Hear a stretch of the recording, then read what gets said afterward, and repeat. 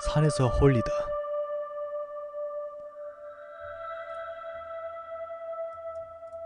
제가 아는 사람에게는 거의 말한 적이 없는데 생각만 해도 그때의 기억이 맴돌아서 닭살이 다 돋네요. 제가 고등학교 2학년 때의 일이에요. 아버지가 산을 좋아하셔서 초등학교 때부터 따라다녔어요. 산 자체가 좋은 것도 있겠지만 산을 다니면 우연히 발견하게 되는 난이라는 식물은 시각적으로도 또 아버지의 비자금으로도 큰 도움이 됐거든요. 당연히 저에게도 약간의 용돈이 굴러 들어왔어요.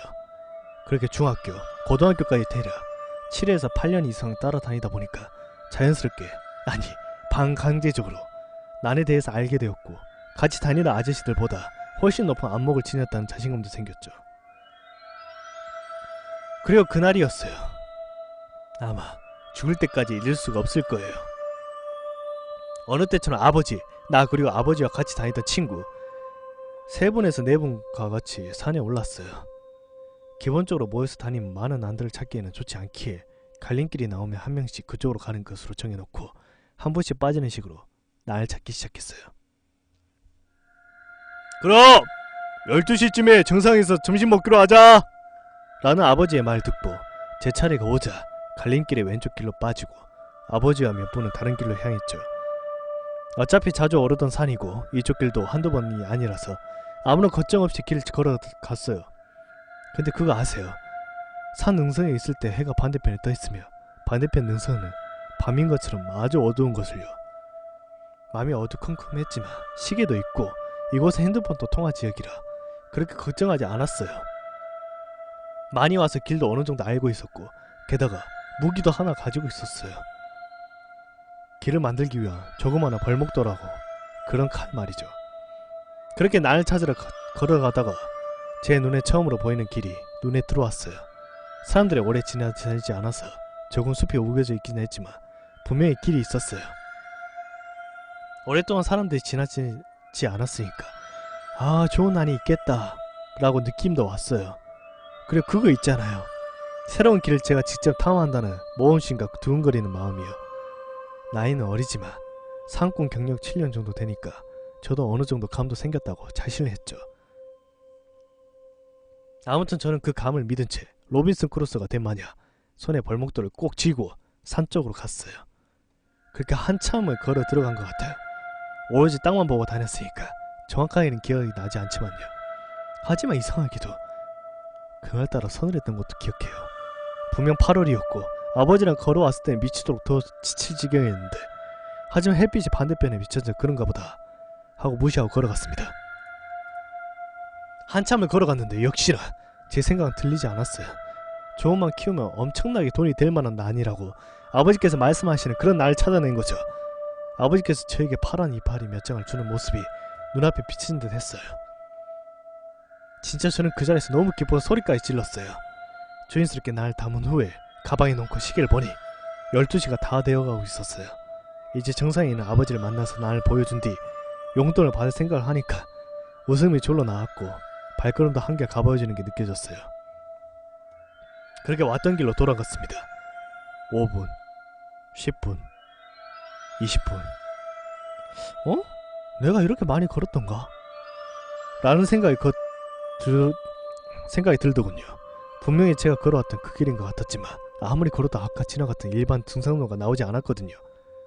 그리고 아까부터 느껴지는 서늘함이 아니 오한. 순간 온도가 영하일 때 그런 오한이 계속 느껴지고 있었어요. 게다가 뒤에서 누군가가 쳐다보고 있는 느낌과 따라오고 있다는 느낌이 계속 들었거든요. 아! 시원하네! 두려움을 지우기 위해서 큰소리로 고함을 지르고 다시 걸어갔어요. 그렇지만 그 이후에 빨리 가는 제 모습을 봤으면 엄청나게 무서워했겠구나 라는 생각을 하셨을 겁니다. 그 정도로 빨리 올라갔어요. 한참을 걸어도 길이 나오지 않아서 아씨, 길을 잃은 건가? 라고 생각하며 아버지에게 대략적인 위치를 물어보고 좀 늦을 것 같다는 말도 남기려고 핸드폰을 들었는데 통화권 이탈, 이런 문구가 선명하게 들어왔어요. 순간 등에 한 줄기의 식은땀이 흘렀죠. 아까부터 계속 발소리가 들리지만 뒤를 돌아보다 아무도 없습니다.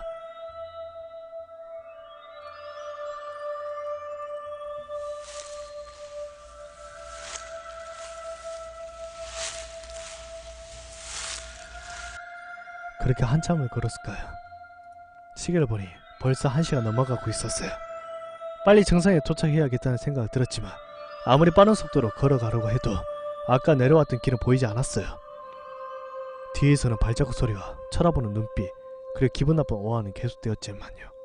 아무리 길을 잃었다고 치더라도 그렇게 깊은 산도 아니었고 몇 번씩 올라왔던 트럭, 대략 이 정도의 차가 다니겠다 라는 것도 어느 정도 알고 있었어요. 즉 제가 길을 잃은 이유가 없다는 거죠. 게다가 주변을 둘러보니 주변 풍경도 조금 이상했어요. 나무 모양이 조금 틀렸어요. 평소에 보던 것과는 완전히 틀렸죠. 위에만 우거지고 밑은 한산하다고 해야 하나. 보통 숲에 들어가면 어느 정도의 빛은 새어 들어왔지만 동굴 속을 탐험하고 있는데 햇빛조차 거의 비치지 않았고 풀도 거의 없고 오로지 한 길만 있는 빽빽한 나무들. 아까 이런 곳을 내가 정말 지나왔던가 라는 생각을 했어요. 계속 가다보니 이상한 갈림길이 나오더군요. 이러한 갈림길을 지나친 적도 없었고 불안한 마음이 들었지만 그냥 제가 못 봤으려니 하고 넘기려고 했습니다. 여기서 저는 오른쪽으로 가야 할 것 같았어요. 제가 일단 정상에 오르는 것은 포기하고 일단 하산하려고 마음을 먹었으니까요. 아직 오후였지만 정상에 오르려고 하다가는 체력도 다 빠져버리고 시간도 더 흘러 밤이 되면 조난이라도 당할 것 같았으니까요. 조난 당하니까 귀신도 만나고 그리고 또 죽고 뭐 청설의 고향에서 많이 나온 거 잘 아시잖아요. 그런 주인공이 되기는 싫었거든요. 보통 산은 오른쪽으로 왼쪽으로 탔으니 내려갈 때는 왼쪽에서 오른쪽으로 가면 큰 길가가 나왔어요. 솔직히 말하면 창피해서 말씀드리기가 좀 그랬는데 예전에도 거기서 길 잃어본 적이 있었거든요. 그때 아버지께서 저에게 하신 말씀이 길을 잃어버렸을 때 오른쪽으로 한 10분 정도만 내려오면 큰 길가가 보일 거야 라는 말이 생각나. 그렇게 하니 역시나 큰 길이 나왔거든요. 그런 생각을 하며 오른쪽으로 좀 걸어가니 이상한 곳이 나왔어요. 무덤들이 나왔어요. 아주 넓은 공간이에요. 보통 무덤은 한두 개, 많아도 5개에서 6개 정도 있어야 적당하지 않을까요? 선산이라도 하더라도 말이죠. 게다가 말도 안 되게 넓은 공간. 제가 도착한 그곳은 국립묘지 마냥 일렬로 쭉 늘어져 있는 그런 무덤이었어요. 그렇지만 여기가 사람 손길이 닿지 않는 곳이라는 것을 쉽게 알 수가 있었죠. 제 눈에 비친 것은 정돈되지 않은 무덤 위의 풀. 그런 길이라고 생겼지만 도저히 알아볼 수 없게 덮어버린 길. 그리고 모든 비석이라고 생긴 것은 모두 깨져서 흉물스럽게 방치되고 있었어요. 그 일렬로 100m 이상 늘어진 수십 개의 무덤의 장관들을 보며 신기하기도 하고 오싹하기도 했지만 남자! 이 정도로 쫄 필요가 있나요? 라는 생각이 더 강했습니다. 나중에 이런 것도 있구나 라고 사람들에게 말해주려고 하고 약간 둘러보다가 빠져나왔어요. 원래 지난번에 10분 만에 나왔는데 그때는 그랬는데 지금은 왜 그러는지 분명히 시계로 2시가 넘었음에도 길은 나오지 않았어요.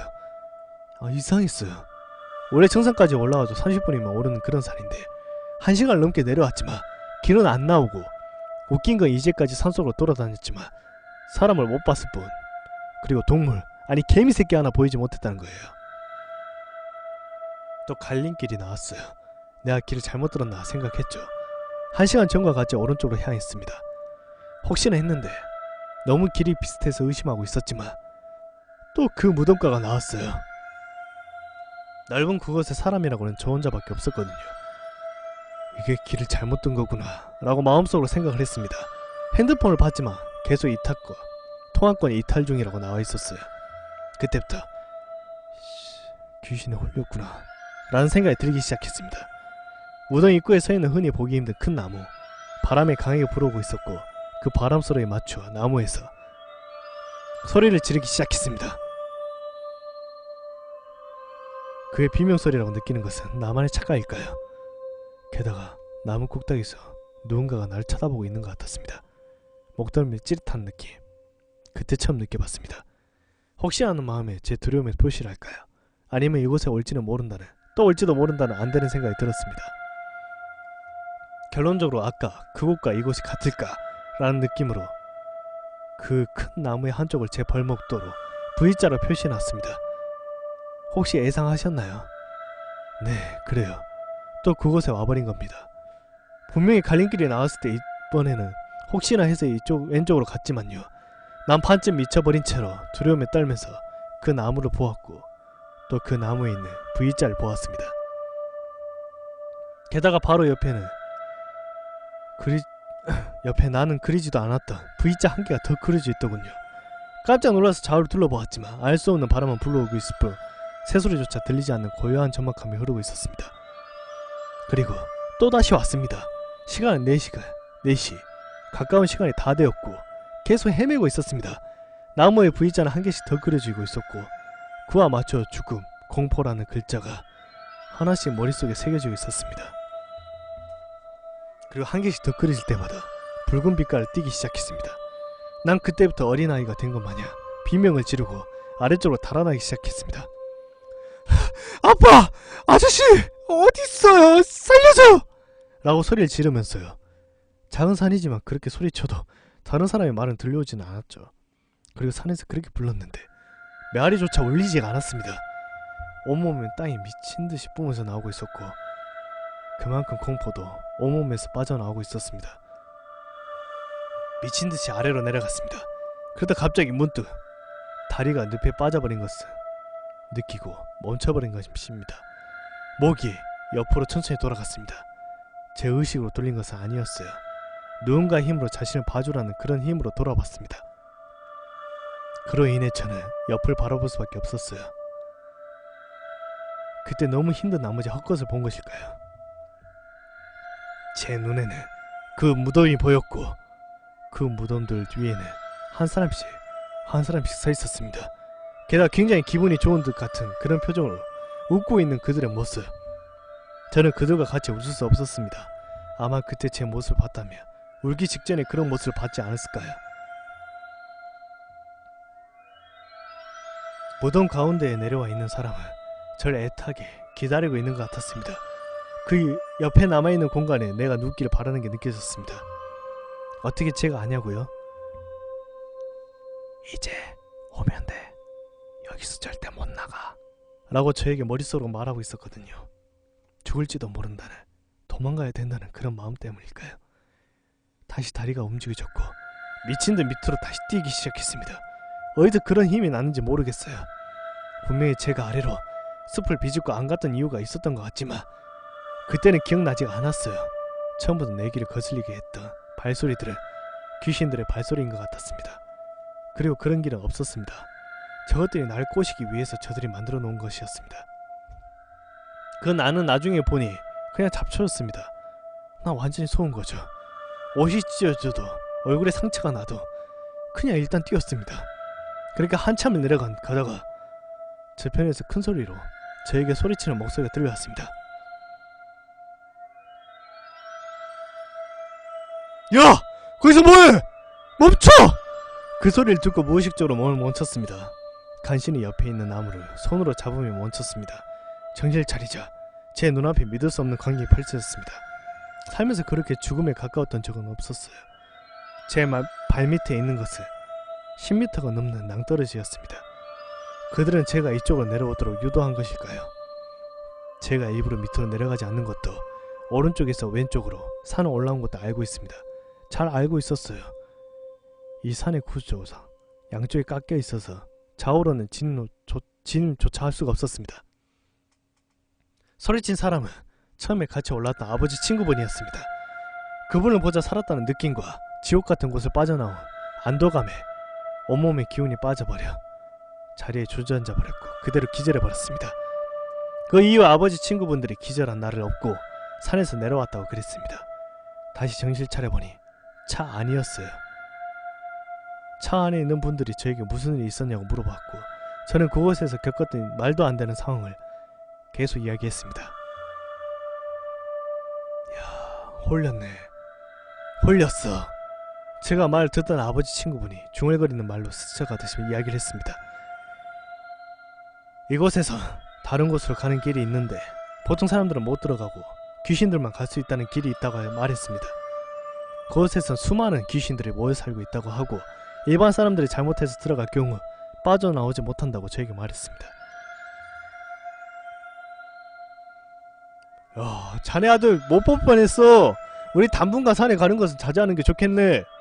난 정말 그 길로 들어간 건지 아무튼 그 이후로는 산 근처로 얼씬도 하지 않습니다. 따로 귀신을 만나거나 그런 적은 없었어요. 아, 춥네요. 온몸을 감싸면서 그 동생은 나에게 말했습니다. 그때 충격이 다시 머릿속에 되살아난 걸까? 그를 안심시켜주기 위해 앞으로 별일 없을 거라 라고 위로해 주었습니다. 생각해보면 나는 그와 비슷한 이야기를 많이 들은 적이 있습니다. 군대에서 우스갯소리로 한 고참이 저에게 자기 동네 근처에서 그런 일이 있다는 것을 말한 적도 있었고, 친하게 지냈던 아저씨가 과거의 공포 이야기를 하면서 이야기해준 적도 있습니다. 그 외에도 산에 올라간다고 집에 나가서 안 돌아온 사람, 성묘를 위해서 올라갔다가 차만 남겨진 채 다시는 못 오는 사람, 그런 소문이나 직접 겪은 사람은 한두 명이 아니었습니다. 생각해보면 귀신이 사는 곳과 통하는 길이 있는 산은 엄청 많지 않을까요? 나도 그곳에 갈 수 있다, 그리고 그런 일을 겪었다며 말라버린 침이 목에 넘어가는 것을 느꼈습니다. 만약 나에게 그런 일이 일어난다면, 그리고 이 글을 읽고 있는 당신에게도 그런 일이 생긴다면, 길을 걷고 있을 때 새로운 길이 보인다, 누군가 걷지 않는 길을 걷고, 그리고 무엇인가 이유를 알 수 없는 두근거림, 무심코 그 유혹에 넘어가 그 길로 들어갈 때 볼 수 있는 것이다. 길 좌우로 수많은 귀신들이 들어오고 있는 나를 쳐다보면서 새로운 친구가 오는 기쁨에 살며시 미소를 짓는 모습과, 그리고 나를 어떻게 죽여야 할까 생각하며 그 말라버린 눈으로 굴리고 있는 모습을